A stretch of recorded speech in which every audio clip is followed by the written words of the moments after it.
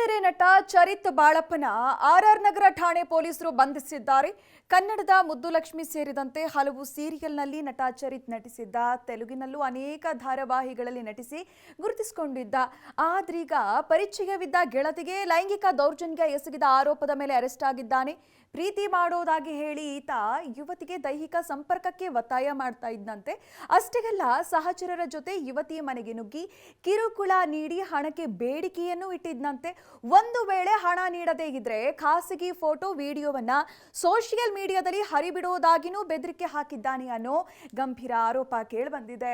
ಈಗಾಗಲೇ ನಟ ಚರಿತ್ ಬಾಳಪ್ಪ ಪತ್ನಿಗಿಂದ ದೂರಾಗಿದ್ದಾನೆ. ಪತ್ನಿ ಕೂಡ ಈ ಹಿಂದೆ ನಟನ ವಿರುದ್ಧ ದೂರನ್ನ ಕೊಟ್ಟಿದ್ರು. ಕೋರ್ಟ್ ಆದೇಶದಂತೆ ಡಿವೋರ್ಸ್ ಪರಿಹಾರ ಹಣಕ್ಕಾಗಿ ನೋಟಿಸ್ ಕಳಿಸಿದ್ದಕ್ಕೆ ಬೆದರಿಕೆ ಹಾಕ್ತಿದ್ದಾರೆ ಅಂತ ಪತ್ನಿ ಈತನ ವಿರುದ್ಧ ಸರ್ಜಾಪುರ ಪೊಲೀಸ್ ಠಾಣೆಗೆ ದೂರನ್ನ ಕೊಟ್ಟಿದ್ರು. ಈಗ ಗೆಳತಿಗೆ ಲೈಂಗಿಕ ದೌರ್ಜನ್ಯ ಎಸಗಿದ ಆರೋಪದ ಮೇಲೆ ಬಂಧನಕ್ಕೊಳಗಾಗಿದ್ದಾನೆ.